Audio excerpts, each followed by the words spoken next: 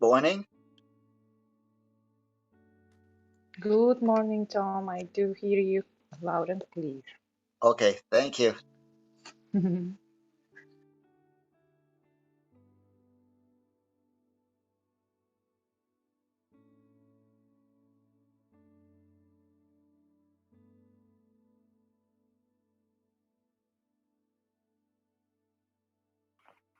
Good morning, every day. Good morning, everybody.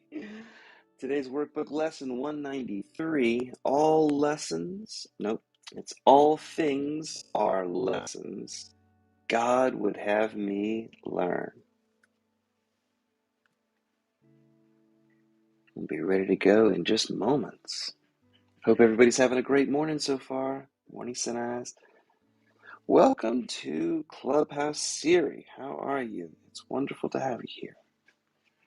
If you'd like to, you can come on up to the top. There's a little bit better audio, and we'll show you around. It's nice to have you here.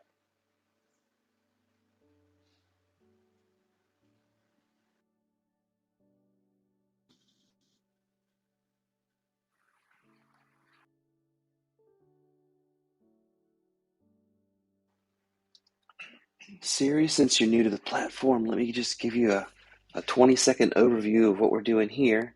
We're a clubhouse room dedicated to a book called A Course in Miracles. Hopefully you've heard of that book, and that's what drew you here. This book has a main text, and it has a set of workbook lessons in the middle, 365 lessons. And the back side of the book has an area called the Manual for Teachers. We're reading out of the lessons right now. Today is the 193rd day of the year, so I'm reading lesson 193 today. And that's all things are lessons God would have me learn.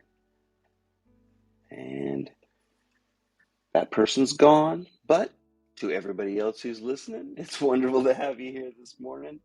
If you feel like coming up top, raise your hand. We'll bring you up. Otherwise, I'm going to start to read our lesson.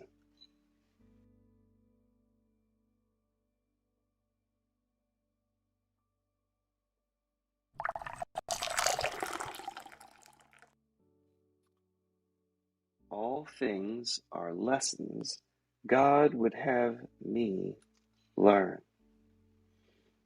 God does not know of learning, yet God's will extends to what God does not understand. In that God wills the happiness of his Son inherited of God be undisturbed, eternal, and forever gaining scope, eternally expanding in the joy of full creation, and eternally open and wholly limitless in God's Son.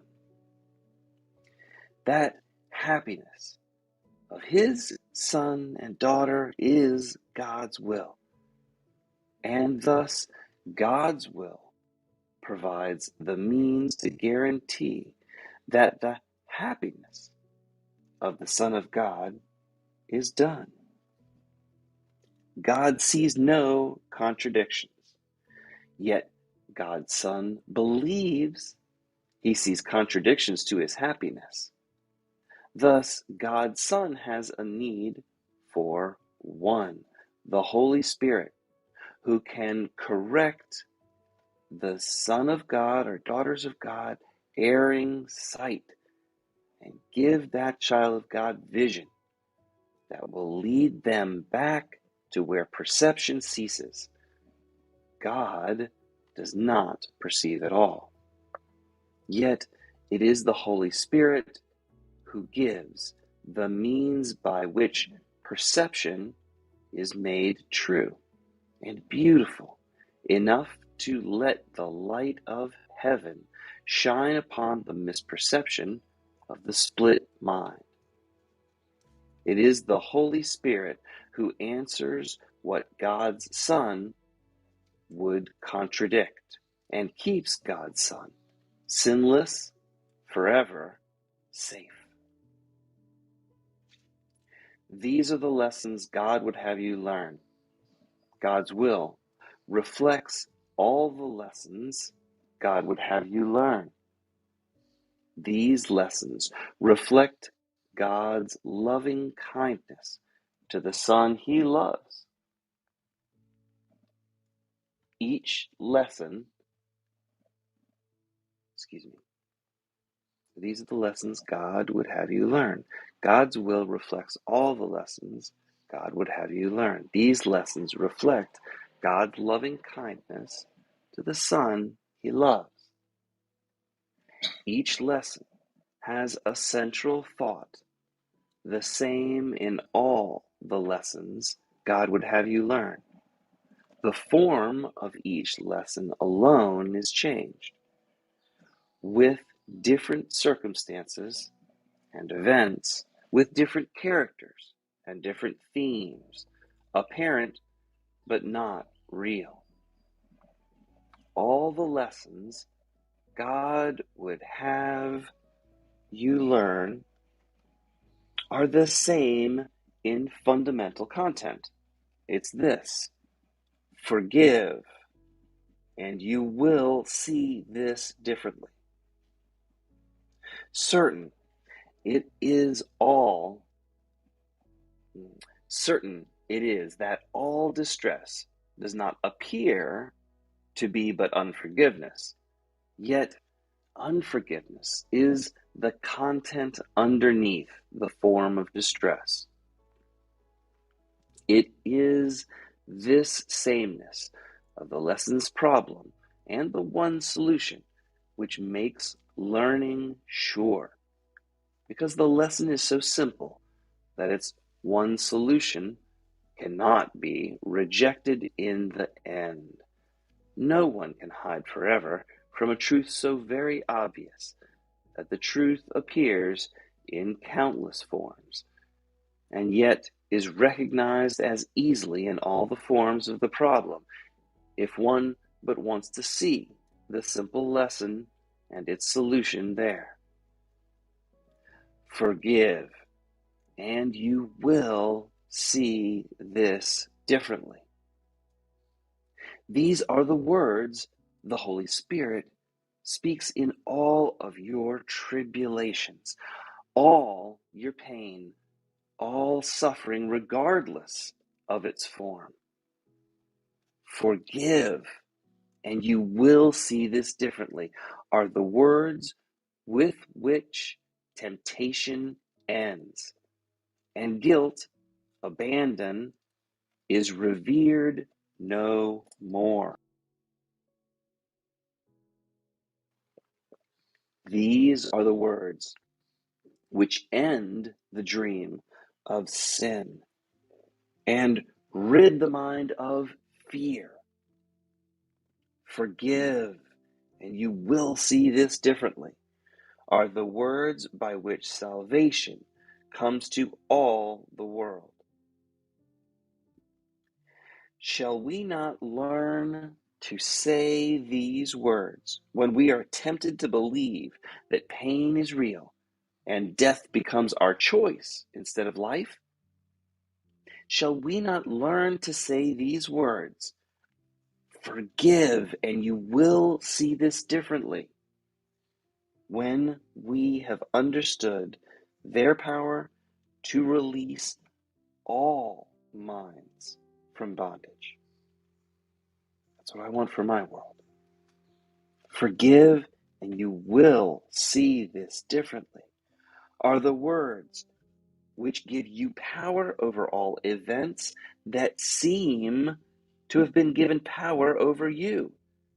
You see all events rightly when you hold these words of forgiveness, and you will see this differently in full awareness.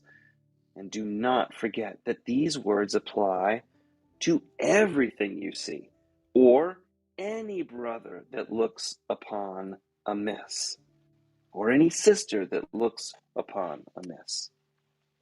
How can you tell when you're seeing wrong, or someone else is failing to perceive the lesson he or she should learn? Does pain seem real in the perception? If pain does seem real, be sure the lesson is not learned, and there remains an unforgiveness hiding in the mind that sees the pain through the eyes the mind directs. God would not have you suffer in this way. The Holy Spirit would help you forgive yourself. God's Son does not remember who he is, and God would have the son or daughter not forget God's love and all the gifts God's love brings with it. Would you now renounce your own salvation? Would you fail to learn the simple lessons heaven's teacher, the Holy Spirit, sets before you, that all pain may disappear and God may be remembered by his Son? All things are lessons God would have you learn. The Holy Spirit would not leave an unforgiving thought without correction, nor one thorn or nail to hurt God's only Son in any way. The Holy Spirit would ensure the Son's holy rest remains untroubled and serene, without a care, in an eternal home which cares for God's Son. And the Holy Spirit would have all tears be wiped away, with none remaining yet unshed, and none but waiting their appointed time to fall. For God has willed that laughter should replace each tear, and that God's Son be free again, and God's daughter be free again. We will attempt today to overcome 1,000 seeming obstacles to peace in just one day. We will attempt today to let mercy come to you more quickly. Do not try to hold forgiveness and mercy off another day. I mixed up the sentences there for half a second. So let me just read this again, because it's more directing of your actions to do this. So let me say it one more time, a little bit better here. We will attempt today to overcome 1,000 seeming obstacles to peace in just one day. Let mercy come to you more quickly. Thank you so much. Do not try to hold forgiveness and mercy off another day, another minute, another instant. Time was made for forgiveness. Use time today for what time's purpose is, which is forgiveness. Morning and night, devote what time you can to serve time's proper aim of forgiveness. And do not let the time be less than meets your deepest need of forgiveness. In the game of life today, the name of the game, forgiveness today. How quickly can you get there? Give all the time you can to your purpose of forgiveness, and give a little more. For now we would arise in haste and go unto our Father's house. We have been gone too long, and we would linger here no more. The prodigal child's welcome home. And as we practice, let us think about all things or grievances that we saved to settle by our ego's plan, and thus kept apart from the true healing. You know how sometimes we want everything but this little thing healed. Let's give it all. Let's give all our grievances to the Holy Spirit, who knows the way to look upon them so that all our grievances will disappear.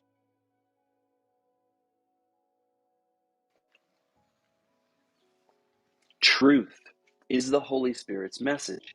Truth, the Holy Spirit's teaching is. The Holy Spirit's message that Forgive and you will see this differently, are the lessons God would have us learn. So today, every hour, spend a little time and in the days to come in practicing the lesson in forgiveness in the form established for that day. And try to give application to the lesson in forgiveness to any of the happenings the hour brought, so that the next one is free of any grievance from the hour before.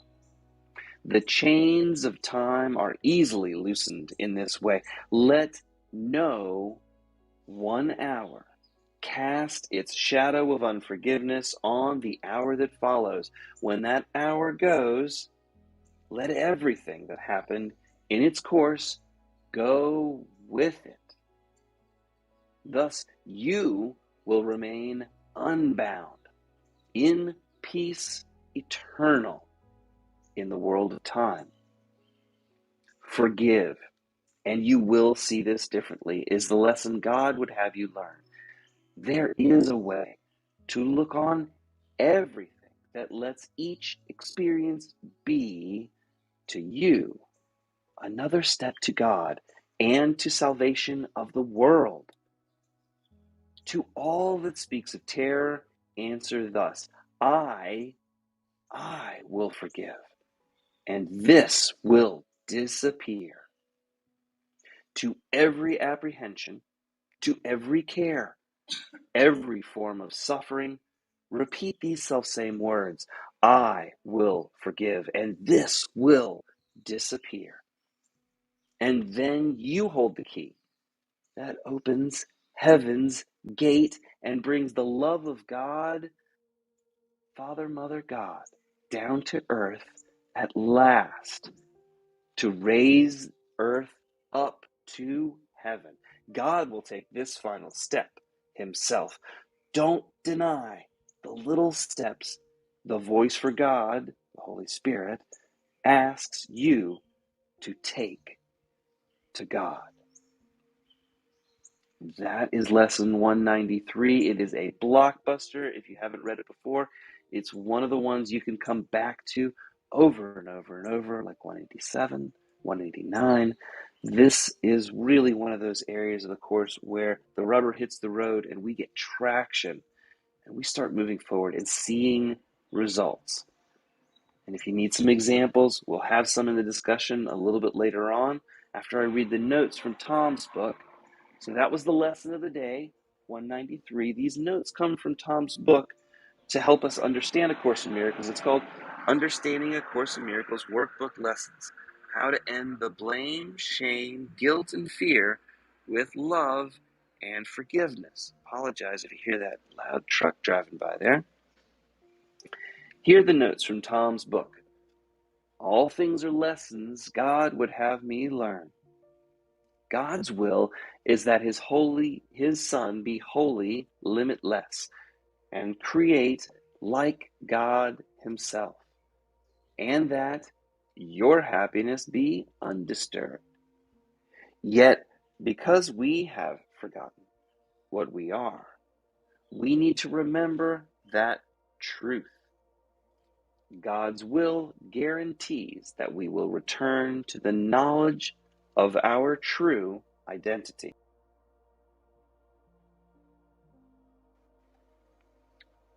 To ensure this result, God has given us the Holy Spirit to teach us the learning lessons that are needed for us to reawaken to our divine birthright. Boy, that coffee is good this morning, honey. Thank you. It really soothes my throat. I needed it more than I thought. Because we identify with the ego's thought system, we perceive ourselves to be a little s self.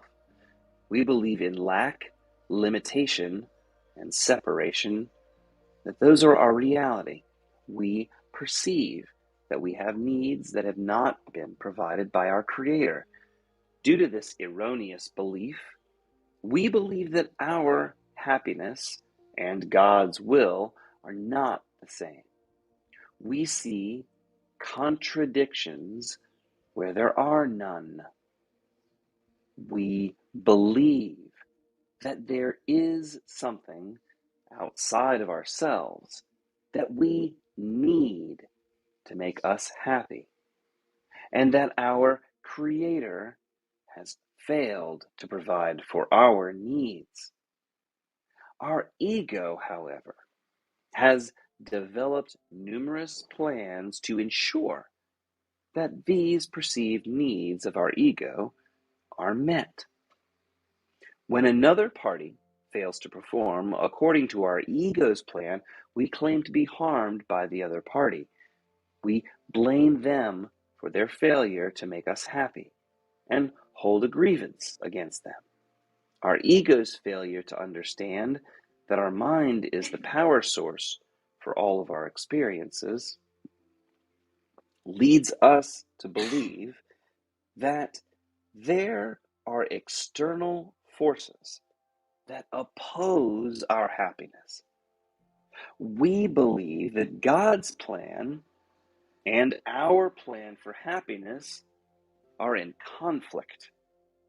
God does not learn because God knows. Since God knows that our mind is the powerhouse behind all of our experiences, God sees no contradiction between our happiness and His will. Whenever we see a contradiction between the two plans, it's because of the ego's desire to be different and special from the one self.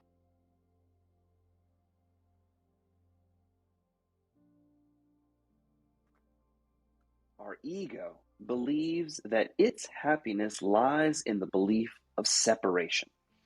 Unfortunately, when you accept the idea of separation, you automatically inherit the attributes of lack and limitation that accompany that belief. When the ego uses the power of the mind to create, it extends its own belief in lack, limitation, and separation, right? It's giving those gifts that it doesn't really want to give. Being unlimited, our ego's false fantasies can only result in our unhappiness. God allows our ego's wish to experience lack, limitation, and separation, since our split mind believes it will lead to our happiness. Unfortunately, for the split-minded, it only leads to pain, suffering, and misery. But the Holy Spirit knows that these same experiences will provide the learning lessons for our return to right-mindedness. Although the form and actors within each lesson will change over time, the theme behind all of these lessons is the same. The fundamental content that all lessons are designed to teach is this: forgive, and you will see this differently. Your ego's beliefs and desires become your experiences that provide the lessons that are needed for your decision to reclaim your true identity. Pain provides the feedback mechanism that allows you to monitor your state of mind. That is the blessing of it, guys. If there is any pain when you experience or review an event, you're still holding a grievance that you've not forgiven yourself and the world. You remain trapped within the prison of your unforgiving mind. You're still under the misperception that if something outside your mind behaved differently, you would be happy. You have failed to claim responsibility for your own thoughts, and then you deny the creative power of your mind. Until you're willing to forgive, as defined in the Course, you will experience some form of pain associated with that experience. Whenever someone perceives pain as real, the lesson the experience was designed to teach has not been learned, and they still need to forgive. When you turn that same event over to the Holy Spirit, the Holy Spirit will reframe the experience to allow you to forgive yourself. This allows you to move out of victim consciousness and recover your inner peace. You're never a victim of outside forces that are beyond your control. You are never a victim of outside forces that are beyond your control. Any unforgiving thought that you hold about yourself, your world, and your brother will be corrected by the Holy Spirit and by your mind, and your mind will be freed from that grievance. The Holy Spirit teaches the truth that heals the split mind's misperception that God's will is different from your will. All the stress in your life is caused by your unforgiving mind and your ego's desire to hold grievances. Forgiveness. No, it is forgiveness. I misread. Forgiveness removes all thought of sin, guilt, fear, and pain that were or are associated with any event. When you forgive, you control your fear and realize that you are the causative force for your experiences. Because of this, your mind is invulnerable and cannot be affected by anything outside your mind unless you choose to allow it. Forgiveness has the power to release all minds from bondage of the grievances that they hold. There is a 3-step process that will give you power over all events. When anything appears that would move your mind into fear, remember these 3 steps as you ask for guidance. First, remember all things are lessons God would have you learn.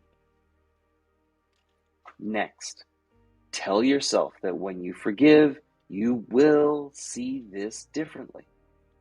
Finally, affirm that you will forgive and this will disappear. When you ask for the guidance of the Holy Spirit, repeat these 3 thoughts, and the Holy Spirit will provide the miracle that you seek. Your inner peace will be restored. Remember that a miracle is merely a change in your own mind's perception that moves your mind from fear to love and forgiveness. Welcome, Michael. We just wrapped up the notes. The question of the day is: the ego teaches that you must earn your way back into heaven. The Holy Spirit teaches that you learn your way. What's the difference? Well, I know we're here to be learners and not earners. Tom's taught me that over the last several years. Things are getting clearer. Let's take a little bit of time to meditate on today's lesson. Tom's going to lead us in that, and we'll have a discussion like we do every morning here. Thanks for joining us. Have a wonderful meditation in peace. Today, this lesson says that all things are lessons God would have you learn. And it also gives us a formula, whether or not you realize it or not, in there, if you decipher and listen carefully to the uh, lesson itself. And it's a 3-step formula. It's to remember all things are, whenever you feel pain or whenever you feel a grievance and you're thinking about uh, judgment and this idea that someone didn't perform the way you did, says that you should do these 3 steps. First, remember that all things are lessons God would have you learn. Next, tell yourself that when you forgive, you will see this differently. And finally, affirm that when you forgive, this judgment, this pain will disappear. The Course in Miracles is a little bit different than a lot of other uh, philosophical texts because the Course has this workbook, and the workbook is designed to give us a personal experiential experience so that we don't have to just rely on theory, but that we can actually apply some of the ideas and principles and see if we get those results. So it's a complete, not only a complete philosophy, but it's a system that will allow you to, on your own, self study without any guru or anything like that. If you study and you understand, uh, you are able to gently reawaken to the truth. And you can do that on an intellectual basis, which is what the text is for, or you could do it on a personal experiential basis, which is the experience. Ultimately, although people spend many, many years studying the Course and trying to intellectually understand it, what we really want is not to intellectualize it, but to be it. So today, what we're going to try and do is to have that personal experience. You might call this a meditation, but we're looking for a personal experience to see if what these ideas are can help us. Okay, if we can put these into practice, will our inner peace be restored? So that's what we're going to do today. This lesson also says that your time's purpose or function, and we've mentioned it before, in time and space, your function is forgiveness. Your your purpose is love, and your destiny is the peace of God. So today we're going to try and move through all those 3 processes and see if we can find the peace of God. So that's the objective. That's what we're going to do today. And let us begin. So get into a comfortable position. But what I want you to do is to really be awake. And I want you to think back at a time when you felt hurt, when you maybe felt that someone did not perform the way you thought they should, that your ego had some plan, some idea of what needed to be done so that you could be happy, and that somebody, or perhaps you, seemed to have failed in performing what you needed to make you happy. They failed you. They harmed you. They hurt you. They did not perform according to what your ego said they should have behaved to you. And therefore, you've suffered some pain. It might be that you felt discriminated against. You felt uh, not loved. You felt that they had judged you as inadequate, or they had mistaken the role that perhaps you were to play to help them practice on their own the act of forgiveness, and they mistook the role that you played for you yourself. And rather than realize that you were just an actor that was helping them learn what their function was, which was to be forgiveness, they maybe took it personally, thought that you had actually harmed them, that you had some responsibility to make them happy, and therefore they uh, thought that you had failed them. And so they dumped some blame, shame, and guilt on you. We're all actors, and therefore we play various roles. Today, I get to abuse you so that you can practice forgiveness. Tomorrow, maybe you'll abuse me so I can learn this act of forgiveness. And it's in those playing those multiple roles that we learn, like Edison, this 5,000, 10,000 ways, those 5,000, 10,000 experiences of pain, so that we can eventually learn that there must be another way, that the way we're responding to those events aren't getting us what we seek. It's not allowing us to return to that inner peace. So hopefully you've picked one of those things. And let's realize that pain is actually a helpful learning tool, because what it does is it provides feedback to tell us that there's something wrong with our plan, that our beliefs are leading us into a dead end. And that's what pain represents. It's the feedback that we need to get ourselves in touch with our higher guide, our holy higher self, Holy Spirit, to ask, what would I need to correct this? I've somewhere got a case of stinking thinking.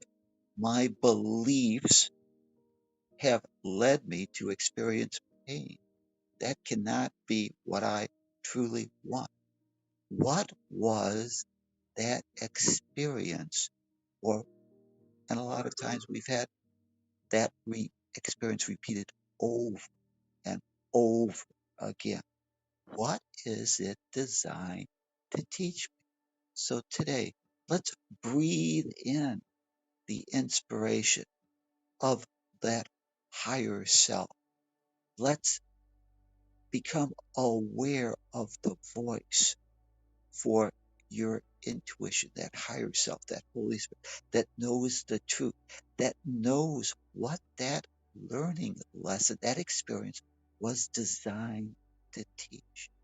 So ask yourself, what might a person, or what might I have to believe about myself to cause, to bring into my awareness that experience, whatever that experience might be. Substitute what it was. That time when you felt discriminated against, that the time when you felt harm, when you felt that someone had failed to perform the way you needed to make you happy, or perhaps the time when someone else told you you hadn't performed the way they needed to make them happy, and therefore they dumped up blame, shame, and guilt game. This cycle of being each other's blame, shame, guilt thrower, perhaps that is what we're here to remember and learn not to be. When we believe that we're a earner, or that my sister, my brother is an earner instead of a learner, we take those experiences and we judge them, and we find the earner failing to fulfill our plan's needs, and we judge them as inadequate, lacking, imperfect, too stupid to understand our way is the right way. It's our way or the highway. And in time and space, we're an individuated aspect of the love. And although sometimes I say, perhaps your purpose of coming here was to be helpful, that is true. But ultimately, time, purpose is for us to learn forgiveness, for us to realize that everybody is a learner on their own perfect path, and not to mistake the learner for an earner and therefore judge them as inadequate, lacking, inferior, as someone that we can now withhold our love because they have not met our expectations. They have not performed according to our egoic plan, that they shouldn't discriminate against us, that they shouldn't see us as perhaps making them happy, that they, as the creator of their own inner peace, need to take responsibility for their own happiness, that each is on their own perfect journey. Ask yourself, what, Holy Spirit, tell me what that experience was designed to teach me. It's all right to feel pain. Tell yourself as you look back at that experience, it's all right to feel that pain, because that pain will help you answer that question. What was that lesson designed to teach me, and move from this idea of an earner to a learner? Ask the Holy Spirit. Remember that all things are lessons God would have you learn. What is the lesson this experience is designed to teach? Take 30 seconds and contemplate that. Ask for that guidance.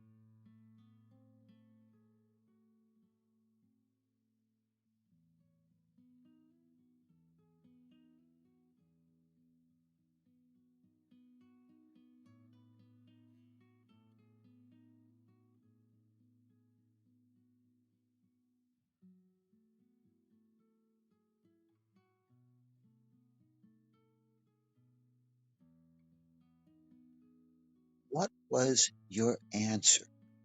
What answer did you get? What was the lesson the experience was designed to teach?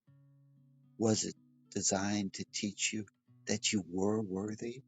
That was it designed to teach you that nobody can cause you to lose your inner peace, and that you, as an actor, even on this stage, did not have the ability to rob somebody of their happiness? That peace and happiness is an internal job. Was it designed to teach you that the way that person behaved to you is not the way that you should respond? Because that is not what love would have you do. And in time and space, our function is forgiveness, our purpose is love, and our destiny is the peace of God. Realize that that pain is telling you You had some lesson to learn. Remember, all things are lessons God would have me learn. Now, let's move to the second step and tell yourself that when you forgive, you will see things different.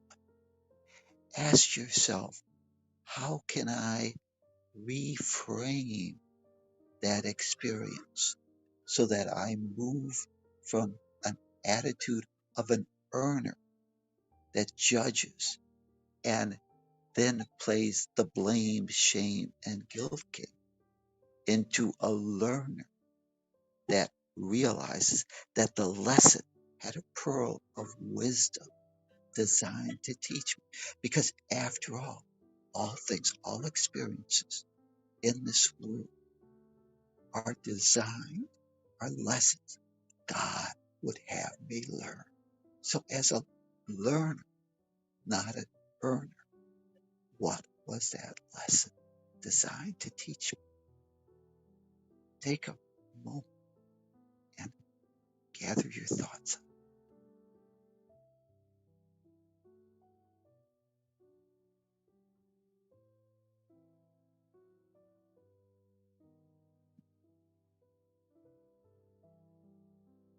Now that you've seen that learning lesson, now that you realize you're a learner, that each is a learner on their own perfect path, and that we're all actors playing different roles so that we can learn the lessons the experience was designed to teach. Let us move into that idea of forgiveness, and you will see things differently.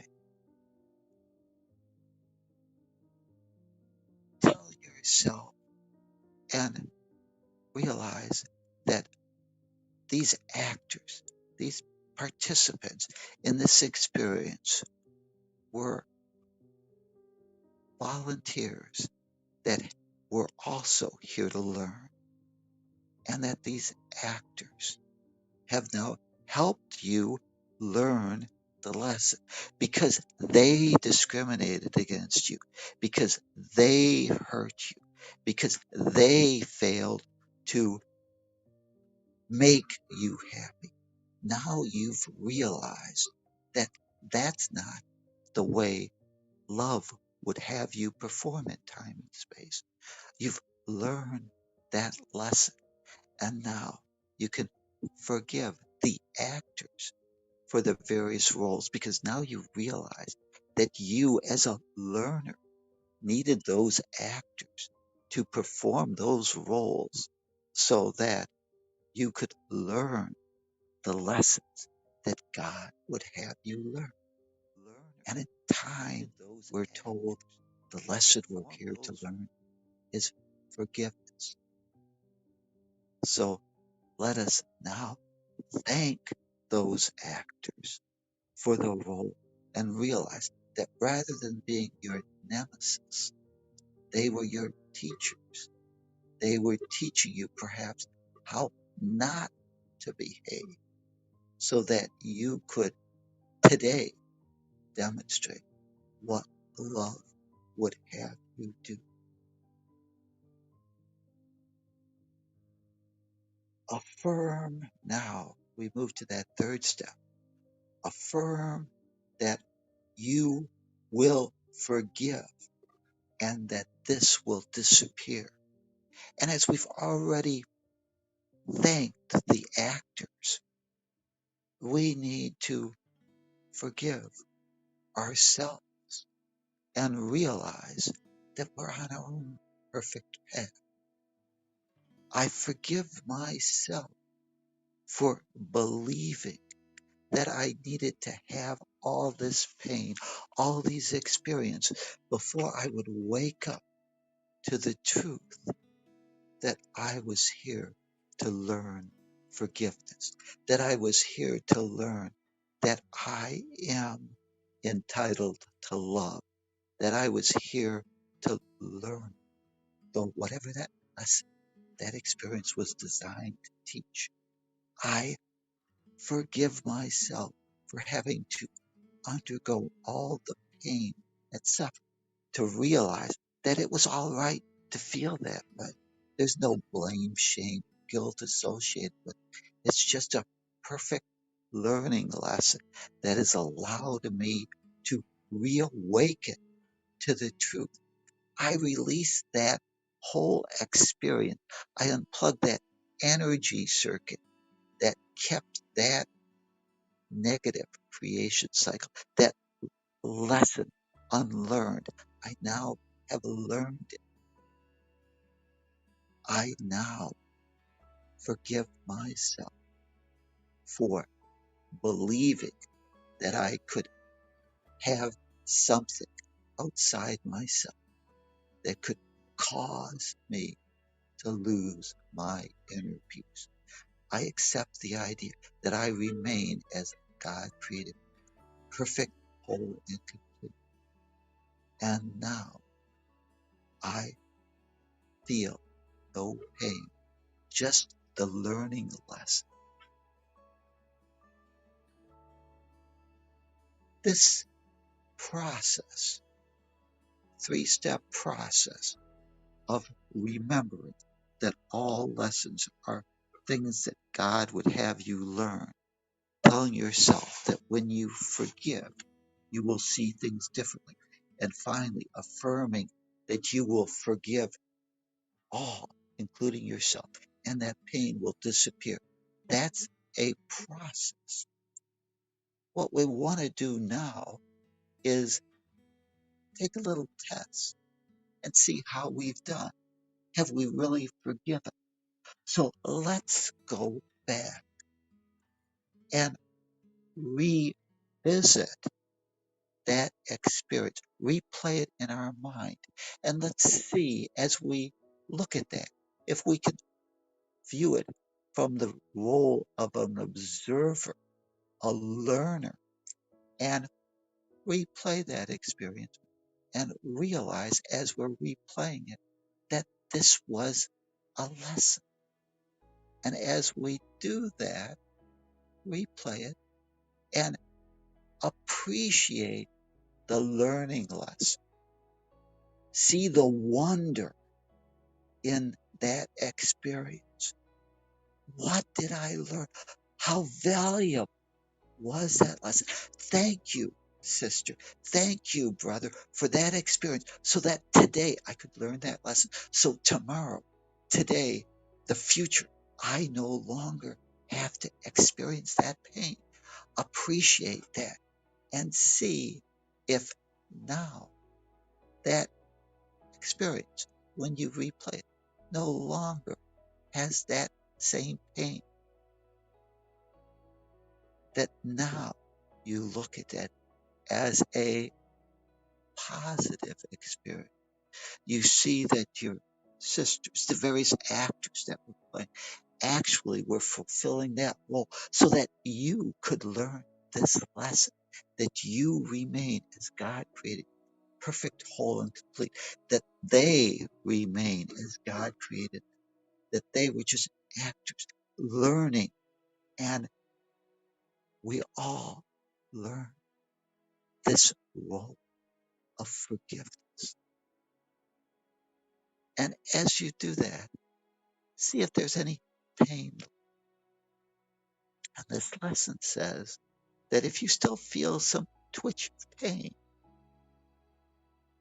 if you look at it and you can't laugh, you can't enjoy the experience, know that the experience happened, that you had that experience, but now you've gleaned the lesson and now you've reframed it as a learner and you've now grown and learned and you're ready to move on.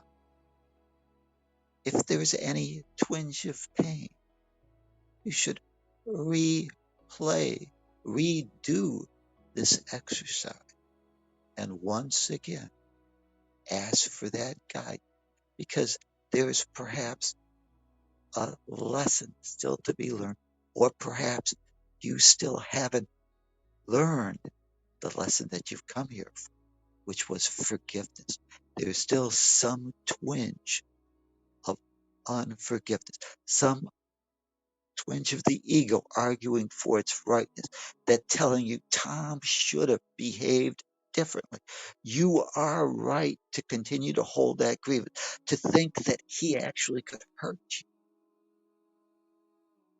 and be willing to replay this and search your heart and realize the benefit that this lesson gives you. You no longer will have to have that energy circuit plugged in to recreate that experience in the future. So I encourage you to do this.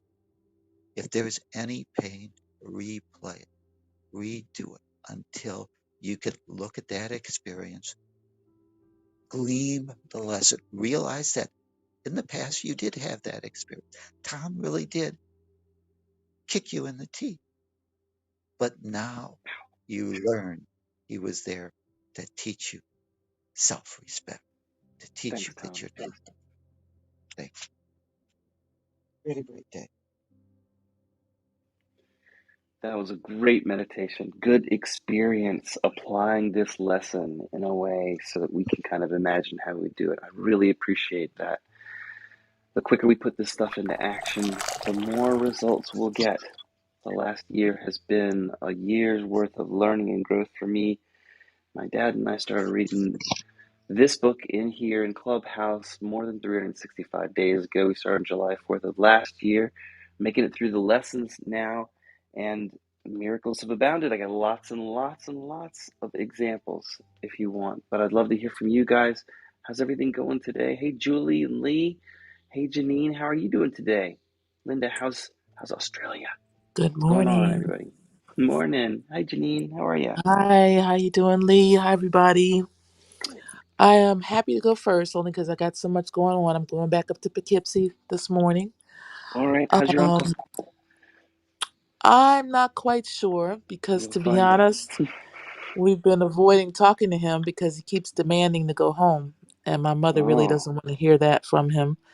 yeah. When he can't even really get out of bed and stand up. So, Oh, like, all right, Uncle, you got to go through your rehab before you can even think about going home, so you can actually stand up and move around and take care of yourself. But yeah, thank you, Tom, for that. That was a really wonderful lesson. I'm actually getting to a place where I really do not am not holding a lot of visceral. You mentioned the word visceral, and that's a really good one because that's like a test for me when I don't have a visceral response to a thought or a memory of a perceived attack or something that's happened to me. And I really am struggling actually to pull that up. I really couldn't pull it up. I could remember certain things. And for me, the piece that was really important, first of all, when I was a young girl, I was molested. And unfortunately, and my the molester, he didn't go all the way with me, thankfully. And I thought about that. I thought, well, you weren't really hurt physically. You didn't really, the integrity of your body wasn't, broken into, but it was, other things happened. And that I perceived that it affected me for years in other ways. And so there was a story that went along with it. And so, of course, when we have these, and I was very young, of course. So I think I was around 9 to 11, and he was probably around 16. And a lot of stories got attached to it over the years, and it just became this painful thing that I was carrying. And it was so painful, I just had to let it go. It was just too heavy, it was too much. And I know it was during this year of studying, or since we've been studying Course in Miracles this year, I was able to let it go and heal it. And that's great. yes, thank God. It's such a relief to not have that blame and shame and guilt surrounding that whole thing. Mm, Um, but the place I hadn't gotten to, Tom, was the thanking my brother for the experience. I hadn't gotten there. So I appreciate that piece because um, that's important because there were important lessons that did happen with the experience. And actually, I did learn to say no because I finally said no and stand up for myself.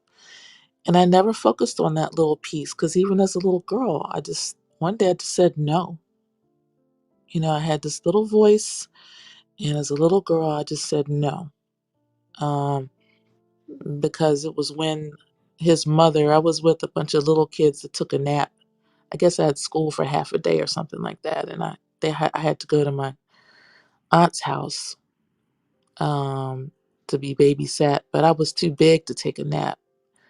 And my aunt would run to the store, and during that time, he would take advantage of that time. And I do remember that powerful piece. That powerful little girl said no, and then he just never bothered me again after that. Um, and I always wondered about, when things happen to innocence, because I certainly was a little innocent girl and hadn't thought about anything like that. So, um, but yeah, there's more, and I don't want to get into the details, but definitely things I learned from that, and I'm grateful for the lesson. But I'm more grateful I no longer have a visceral experience, feeling about it. There's no pain in it. When I talk about it, I feel very free. I feel I've forgiven him completely, completely. I could hold him in my mind's eye. I can send him love and total forgiveness. And now the thank you. Thank you for that experience.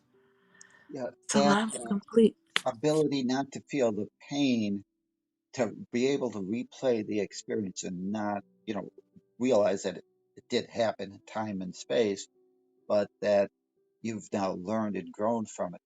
That tells you that you really have moved on to forgiveness and you've learned that lesson. So that's great.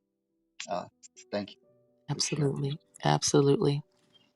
That it's wonderful. I mean, it made me remember the story that Kayan told us about his experience as well, his forgiveness experience as well. It is really powerful to hear those stories because those are true forgiveness stories where you can see your past without pain and with a clear sense of a gift afterwards. It's probably the best way of going through life. The way we see our past is the way we will have our present in some form. So for example, I'm struggling since I guess 2 days ago or something. I'm struggling again with the idea of not being taken into account because of course my little girl is too young and she doesn't have to be in an obligation of calling her mom because she's too young. She's just spending her days with what the day has to bring for her. So it shouldn't be like a responsibility on her. So I'm always expecting that my ex-husband give me information about her. And I was reflecting on that last night because I have decided not to be so insisting and so pushing through messages to have information about her, to let him as well have peace of mind and handle my daughter the best way he can. And I know that my daughter is well taken care of because he is a good dad and she has her grandmother and everything is fine.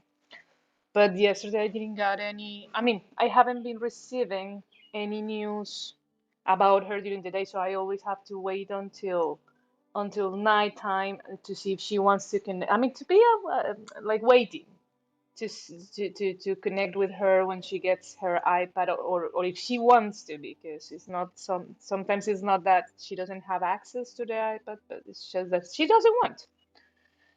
So and yesterday I didn't have any news of her and I didn't get a call.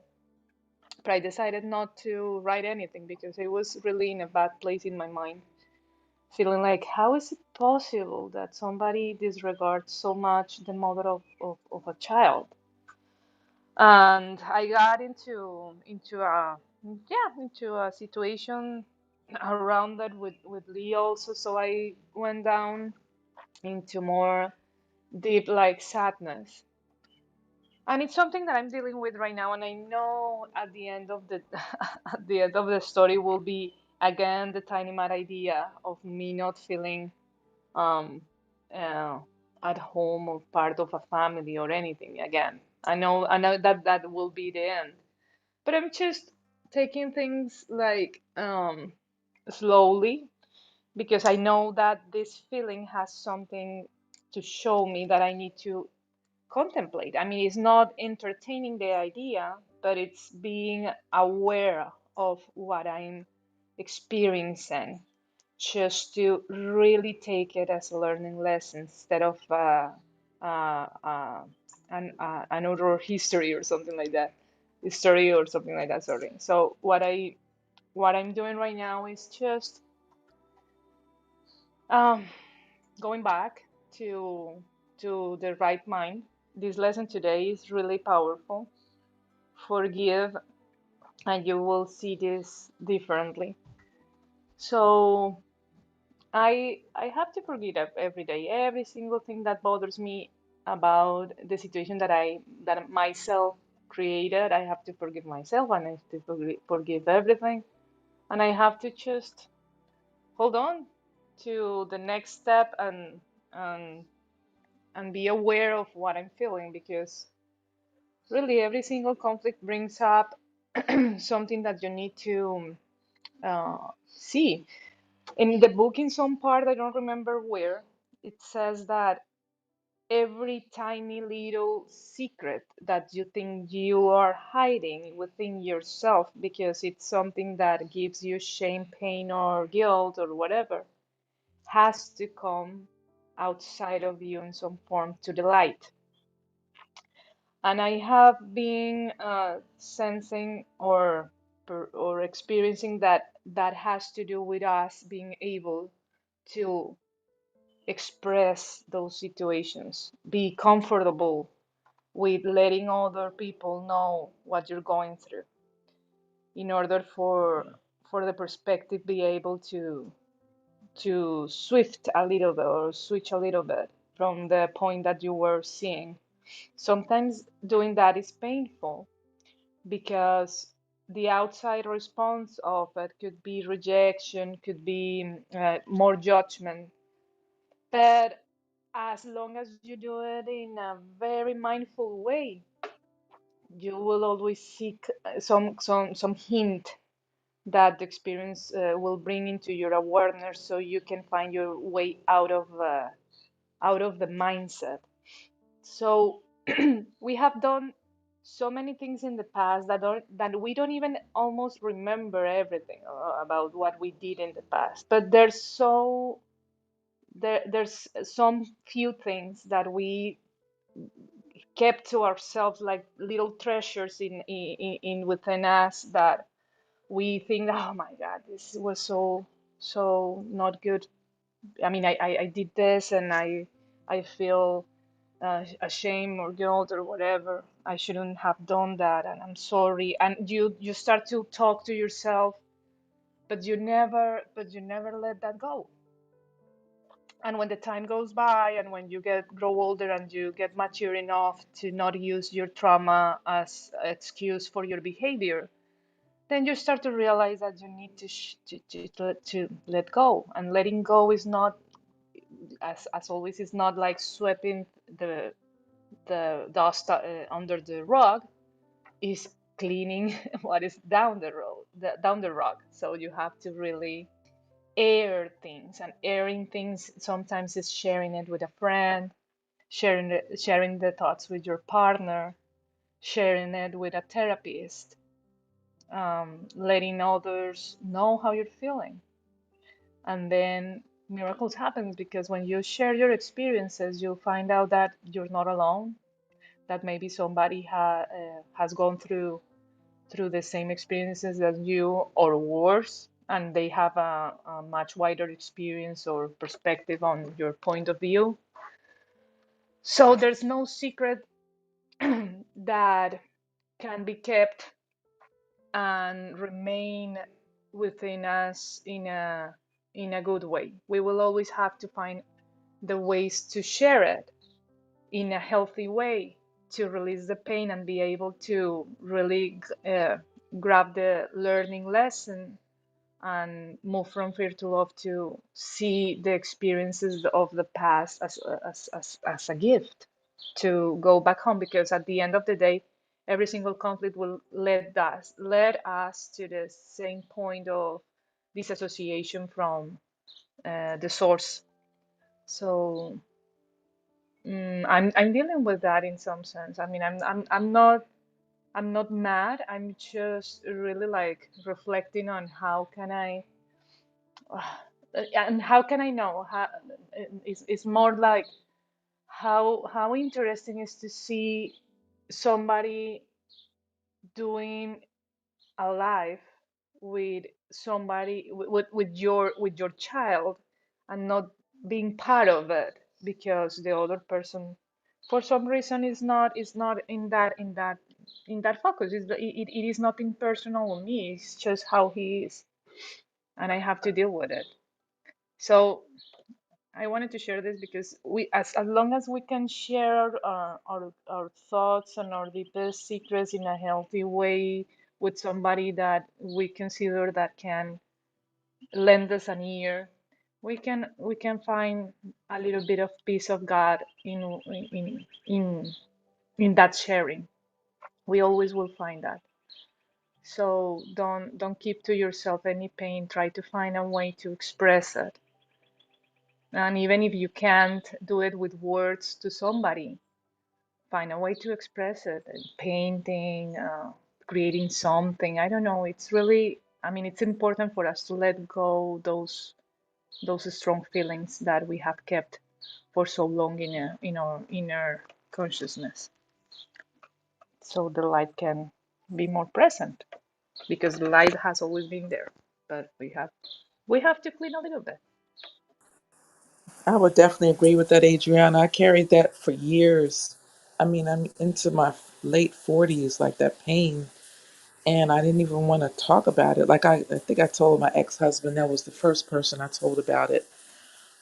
Didn't tell my mother to my 40s because she was very upset about it. And the more I shared the story, the more it became a purge and a release. And now it's like it's really just talking about somebody else almost. And yeah, you're right. I definitely would encourage people to share, even if it seems really hard. Just let it. It can happen in small pieces. Like it could just be little releases, but it gets better and better and better. So yeah, really important to share that story, and it does help others for sure. And others will help you to heal.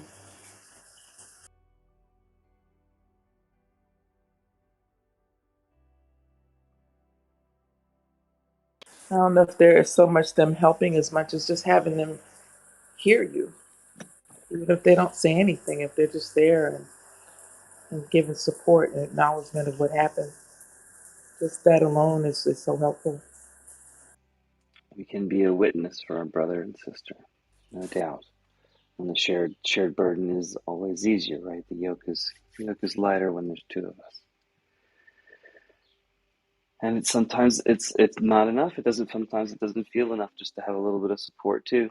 And that too shall pass. You just have to kind of walk through it sometimes. It's not always easy, but turning it into a learning lesson from something that really feels like something that's being taken personally can take a little bit of the sting out of it. And time absolutely heals all wounds, and hopefully gives us ideas to work with stuff in a different way, so that we can come up with new ideas to maybe solve the problem. And Uh, we're always open to forgiveness, listening to another. Go ahead, Tom. forgiveness, forgiveness revolves around the idea not that the event in time and space didn't happen. You might not have all the facts, but it did happen. It's the idea that now you're reframing it from this idea that uh, it was something there to hurt you into it was experience that we needed to learn and grow. So it's that shift from realizing that it the experience happened, historically in time and space. But now you've shifted from the idea of being an earner and being in judgment and seeing yourself as a failure, not getting your needs met, into one where now you see yourself as a learner that's now grown and learned and therefore benefited. So that's really the key. Whenever the Course says, I forgive my brother for all the things that I thought never occurred to me really happened. It's this idea that I thought he was trying to inflict pain, and in reality, it was they were trying to give you the learning lesson so that in the future you could correct your stinking thinking about yourself and not have to continue to experience that pain of that false belief about yourself or your world. Thank you again.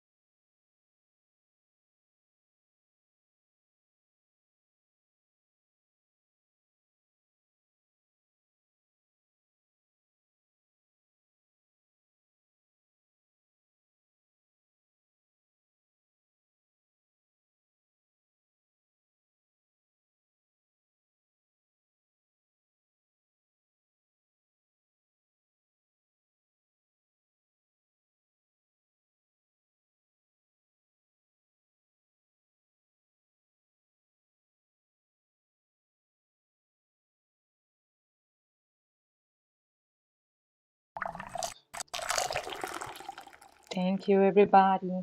Thank you for joining us. And I hope you